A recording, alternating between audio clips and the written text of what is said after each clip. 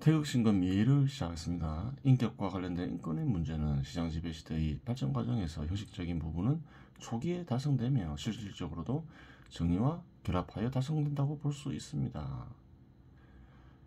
고대 농경 국가 시대에서는 신분 제도가 있었죠. 인격이 많이 침해됐죠. 그러한 부분들이 시장 지배 시대가 도래되면서 해결이 되죠. 신분 제도로 인한 불의로의 해방. 그게 뭔가요? 자유지요. 그 자유의 배경을 알아야 되는 거예요. 불의로의 해방, 그것을 자유라고 부르는데 원래 참 뜻은 현 시대에서는 그래요. 다른 뜻으로 쓰이죠. 그냥 마음대로 하는 건 뭐 그렇게 이해하는 경우도 있죠. 예를 들어서 언론의 자유란 뭘까요? 언론의 불의로부터의 해방이 되겠지요. 그래요. 가짜 뉴스를 퍼뜨리는 게 자유가 아니라는 거예요. 마음대로 하는 게 자유가 아니라는 거예요. 요즘 가짜 뉴스가 유행한다고 하잖아요. 그래요. 진리와 진실을 말하면서 불의로부터 그래요. 해방시키는 것, 언론을. 그것이 바로 언론의 자유가 되겠지요. 그러면 하지만 사회적으로 소득이나 자산과 관련된 정의는 사회 내에 존재하는 악들로 인해 확립이 되지 않는데, 그러한 사회에서는 지식자본가가 성장하기 어렵습니다. 그래요. 지식자본가가 존재하기 위해서는 그들이 개입하여 제작된 생산물이 소비될 수 있을 정도의 시장 수요를 필요로 하기 때문입니다. 지적 재산권을 잘 보장해야 된다는 거죠. 소득이나 재산이 잘 보장되는 사회에서는 지적 재산권 역시 잘 보장되겠죠. 그래요. 또한 활동의 가치가 객관적으로 정립되어 인정받는 사회에서 지식자본가의 생성이 원활히 진행될 수 있습니다. 그래요. 따라서 한도돌파 3은 정의를 확립하고 한도돌파 3을 준비하는 국가가 주역이 될 것이며, 활동 지배 시대에서는 그래요.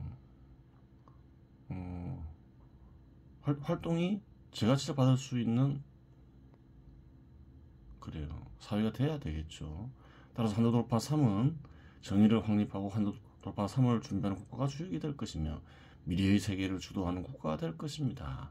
정의는 앞에서 두 문장으로 정리해 놓았으니 더 이상 언급하지 않겠습니다. 그렇죠. 태극신경 일부에서 정의를 다루었죠. 한도돌파 3의 진행 과정에서 지적 개념의 발전으로 소득과 활동의 관계를 인지하게 되고, 사회적 정의가 어그러져 있음을 대부분의 사회 구성원들이 알게 되고, 따라서 사회 구조에 간직된 악을 타파하고,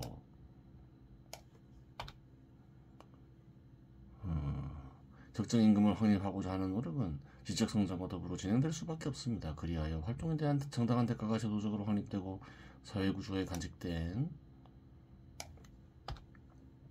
수탈적 구조는 타파된 방향으로 진행될 수 있을 것이고, 이는 지식자본가들의 생성을 밑거름이 되는 것입니다. 따라서 한도돌파 3의 의지는 지적 활동으로 사회적 가치를 창출하고 활동에 대한 정당한 대가를 확립하며 수탈을 금지한다가 되겠습니다. 수탈은 항상 나쁜 거예요. 과거 고대에도 그렇고 현 시대에도 그렇고 미래 시대에도 그렇고. 그런 거 하지 마라 그랬지요. 그런 것을 합리화하는 견해도 악이다, 그렇게 볼 수 있겠죠. 한도돌파와 관련된 모든 것을 다루는 것은 주제에서 크게 벗어나며 중간 단계는 미래 인간들의 선택과 노력에 의해 다양한 형태로 전개될 가능성이 크니 논해봤자 큰 의미가 없을 것이고, 현 시대 사람들은 한도돌파 3 정도만 알아도 충분하고, 그렇죠. 그 정도만 알면 충분하겠죠. 현 시대에서는 나머지 한도돌파는 알아봤자 필요도 없는 것이니 중간 단계의 한도돌파는 생략하고 최종 단계의 한도돌파를 살펴보는 것으로 마무리를 짓도록 하겠습니다. 그래요. 여러 한도돌파를 둘 수 있겠죠. 크게는 뭐 세 가지를 하더라도, 그래요. 뭐 그런 중간 단계들 일일이 알 필요는 없다. 언급해봤자 달라질 수도 있다. 사람들이 어떠한 노력을 하냐에 따라서 그렇게 얘기하고 있는 거예요. 최종 단계는 이제 살펴보기 쉽겠죠. 결과가 뻔하니까. 한도 돌파의 최종 형태에서는 기계가 스스로 다양한 생산물들을 생산하고 고장날 경우 스스로 수리하며 스스로 부품을 교체하며 개량해 나가는 단계에 이르러 있으며 인간은 신체의 기능 유지의 비밀을 풀어냄으로써 영원한 젊음을 통한 영원한 생명이 가능한 기술적 토대를 확보하게 됩니다. 이 단계에 이르는 과정에서 절대적 개념이며 인류의 수건이었던 사회적 정의의 문제는 완전히 해결이 됩니다. 그렇죠. 그런 미래가 있겠죠. 사회의 양적 성장도 극한까지 이루어져 사회를 구성하는 구성원들은 풍요를 누리게 되고 이전에 누리지 못한 풍요를 누리게 되죠. 현 시대에서 상상할 수 있는 모든 쾌락을 영원한 생명과 함께 누리게 됩니다. 가난은 완전히 사라지죠. 절대 빈곤과 같은 가난. 상대적 가난은 있겠죠. 그래도 그렇다면 과연 그런 국가에서는 사회적 문제가 없으며 모든 인간들이 행복을 느끼는가 하는 문제가 존재합니다. 그러면 우선 이런 국가의 제도의 형태를 살펴봐야 합니다. 영원히 살건 100년을 살건 활동이 필요하건 필요하지 않건 자연의 변형물을 이용하여 인간에게 필요한 생산물을 만들어내고 소비해야 한다는 사실은 변함이 없습니다. 미래 인간도 뭐 짐승과 같은 육체를 지니고 있잖아요. 그러하게 생산물을 필요하고 생산물을 소비하겠죠. 어떻게 얻고 소비하냐가 달라질 뿐인 것이지요. 하지만 인간에게 활용되는 자연의 대상물은 무한하지 않습니다. 스스로 생산해내는 기계가 있다고 하더라도 원료를 구할 수 없다면 무용지물일 수밖에 없습니다. 또한 스스로 생산해낼 수 있는 기계가 있다고 하더라도 생산물의 설계도, 즉 지적 소산이 필요하다는 사실입니다. 그렇죠. 원료는 토지에서 얻잖아요. 생존에 필요한 생산물의 설계도는 교육 과정에서 배우겠으나 그 이외의 지적 소산은 무료일 수 없습니다. 그렇죠. 당연히 지적 소산을 획득하기 위해서는 대가를 지불해야 하는데 사회적으로 유용한 지적 소산을 제공하지 않는 개인은 대가를 지불할 가치를 획득하기 쉽지 않습니다. 그렇겠죠. 쉽지가 않다는 거예요. 다른 사람이 지적 소산을 필요로 할 수 있잖아요. 근데 그 다른 사람이 지적 소산을 공짜로 제공하지 않으려 하겠죠.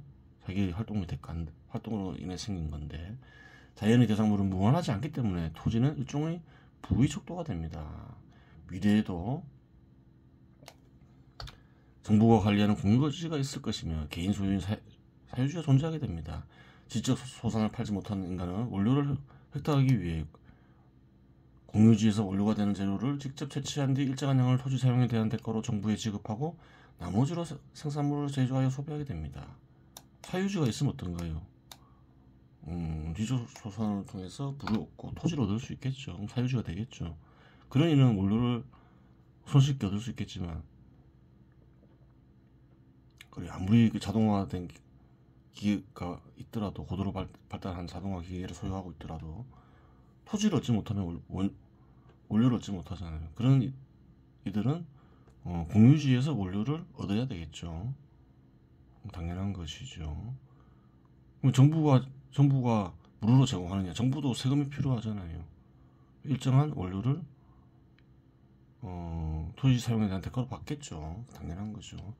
이러한 인간들이 역시 지금과는 비교할 수 없을 정도로 풍족한 생활을 누리겠지만 정부만 대가를 받는 게 아니라 상당히 큰 사유지를 갖고 있는 이도 그래요. 토지 사용에 대한 대가를 받겠죠. 그래요. 최신 유행하는 생산물을 이용하지 못하는 관계로 다른 사람들을 접촉할 때 촌놈 촌년 돌박 가난뱅이 소리를 들을 수밖에 없습니다. 그렇죠. 절대 빈곤에서는 벗어났지만 그래요. 다른 사람의 지적 소산을 구하지 못하니 상대적으로 가난하다는 말이죠.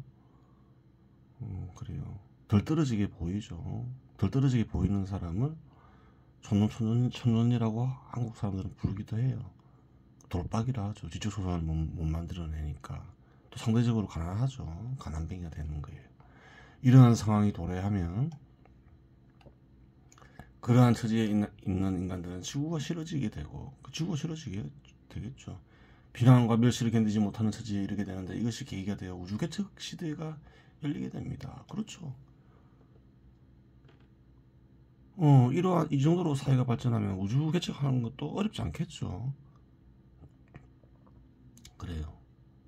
지구를 떠나는 이가 있어야 된다는 거예요. 우주개척 시대가 열리기 위해서는. 그래요. 가족의 형태 역시 변할 수밖에 없습니다. 자녀는 자라면서 독립하게 되는데 영원한 삶을 누리는 인간에게 있어서 그 기간은 짧은 순간에 불과하게 됩니다. 그렇죠. 배우자의 경우도 100년, 200년, 300년 같이 살다 보면 헤어지는 순간이 도래할 수밖에 없습니다. 막 100년, 200년, 300년 살다 보면 그래요. 특별히 필요로 하지 않게 된다는 거예요. 따라서 우정은 존재하겠으나 사랑에 기초한 영원한 부부관계는 쉽지 않다고 보아야 합니다. 그렇죠. 사랑을 계속 느끼고 싶다. 그러면 우선 이제 이상형을 생각해 볼 수 있겠죠. 이상형의 유전자를 획득하여 이상형의 이성과 사는 삶을 도모하는 인간들도 존재하겠으나 그래요. 생명에 대한 기술이 크게 발전했으니까 유전자를 얻어서 이상형을 직접 키울 수도 있겠죠. 그래서 자기 연인으로 만들 수도 있다는 거예요. 이상형인 연인 역시 인간이니 국민의 권리를 누리는 관계로 어느 순간 떠나가게 됩니다. 이상형인 인간이 있는데 그 인간의 상대방이 이상형이란 고생하지 않을 수 있잖아요. 이상형인 인간이. 그럼 떠날 수 있잖아요. 또한 이것저것 다 해본 인간은 무엇을 해도 행복을 느끼지 못하는 상태에 이르게 됩니다. 그렇죠. 자비와 사랑을 베풀며 행복을 느끼려 해도 자비와 사랑을 베풀 마땅한 대상이 없으니 역시 불가능합니다. 전혀 없는 것은 아니죠. 상대적으로 가난한 이들이 있으니까. 따라서 결국 이러한 인간들은 신금을 익히며 절대주의에 도전하게 됩니다. 절대주의 세계는 무한하니 시간을 보내기에는 이보다 더 적절한 것은 없기 때문입니다. 결국 영원한 삶을 사는 인간 중에서 절대금을 획득하여 절대주의를 완성하는 인간들이 나타날 것이며 이러한 인간들은 자신들만의 영원한 삶을 살아갈 방식을 찾게 될 것이니 걱정할 필요는 없다고 하겠습니다. 입법, 사법, 행정과 같은 공적 영역 역시 형태는 많이 변하겠으나 여전히 존재합니다. 자연의 대상을 획득하는 방식 및 지적소송을 거래하는 방식과 화폐 공급 등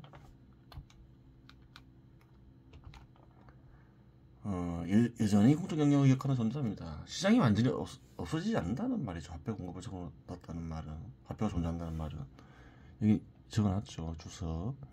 아무리 자동화 기기가 고도로 발전하더라도 시장이 완전히 없어지기는 어렵다. 그 이유는 다른 사람의 지적소산과 지적소산에 입각한 생산물을 필요로 하기 때문이다.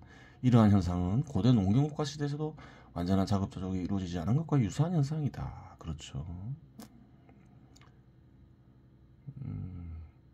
다른 사람의 다른 집단의 생산물을 필요로 하지 않아야지 시장이 없어지겠죠. 근데 필요로 하게 된다는 거예요. 또한 치안 역시 필수적입니다. 자연의 대상을 무단으로 획득하려 하거나 딴 인간의 것을 약탈하는 행위 역시 상대적으로 결핍을 느끼는 인간에 의해 발생할 소지가 있으며 영원한 삶을 사는 인간의 경우 절대의지를 탐구하지 않을 경우 개이한 주관적 견해를 형성하여 살인이나 사회를 파괴하는 사이한 행위를 할 가능성이 크니 치안 역시 필연적으로 존재합니다. 그렇겠죠. 악인들은 미래에도 등장한다는 거예요. 너무 오래 살다 보면 절대 진리와 진실 탐구지 않고 너무 오래 살다 보면 무리가 이상한 이들이 등장하겠죠. 예를 들어 스스로 개량하고 스스로 생산하는 기계에게 스스로 무력이 강해져 인간 사회를 파괴하라는 의지를 기계에 심어놓을 경우 심각한 사회 문제가 발생할 수 있는 것입니다. 그렇겠죠. 무생물인 기계의 경우 파괴하는 것으로 수습하겠지만 하지만 더 큰 문제가 있다 이 말이죠. 생명기술을 이용해 유사인간들을 만들어내는 인간도 있을 것입니다. 그렇죠. 괴물을 만들어낸다는 거죠. 생명이 있는. 이는 당연히 불법이고 그 죄의 대가는 크겠으나 유사 인간들에 대한 처리 문제는 사회의 큰 문제로 대두될 수밖에 없습니다. 인간이 아니지만 섭리를 인식하고 사용할 수 있다. 인간과 같죠. 그 유사 인간이라고 하는 거죠. 그런 존재들에게도 존재들도 권리를 인정해야 되겠죠. 인간을 어떻게 규정하냐에 따라 다른 거죠. 섭리를 인식하고 사용할 수 있는 존재를 인간으로 규정하면 그 유사 인간이라도 존중해야 한다. 인권이 있다 이렇게 얘기하는 거죠. 이 경우에는 우주 공간에 그들이 살아갈 수 있는 공간을 만들어주는 것으로 마무리될 것으로 보입니다. 이상으로 간단히 한도 돌파의 최종 형태와 먼 미래에 발생할 사회적 문제를 살펴보았는데 현 시대 사람들이 심각하게 고민할 문제는 아니며 그러한 문제로 고민한다면 시간 낭비라고 하겠습니다. 몇 가지 문제들을 쭉 적어놨지만 너무 고민하지 마라. 너희들과 무관하다 이렇게 얘기하고 있는 것이죠. 그래요. 예, 남은 시간은 태울 금화 동지를 살펴보겠습니다. 제2단 즉 조기어 차 대지위빙 앞에까지는 1단계였다 이렇게 얘기하죠. 어떤가는 신에게 돌아가서 의식에 어떤가는 신이 드러나게 한다. 그럼 어떤가는 신이 생각하는 것과 같아지겠죠.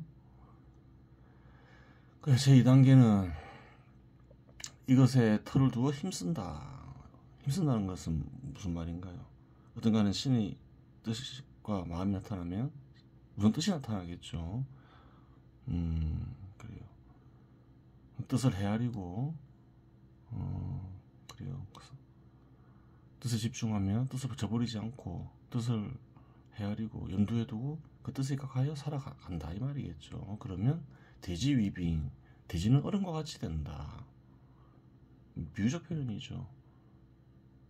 마음을 가리키죠. 마음이 얼음과 같이 된다. 투명해진다. 얼음은 투명하잖아요. 유리보야. 유리와 같은 보배가 된다. 지금 현 시대에서는 유리가 보배가 아니지만 고대는 유리가 보배였죠. 보배와 같이 된다. 비유적 표현이에요. 광명 점점 응야. 광명은 차츰 엉기게 된다. 광은 어떤 가는 신의 뜻을 나타내는 비유적 표현이죠. 소위 유공대의 계지. 그러한 까닭으로 복례산이 있게 되고 복례산과 연화대가 있게 되고 그것을 개성하게 된다. 무슨 말인가요? 그 어떤 장소를 개성하게 된다. 자리를 개성한다.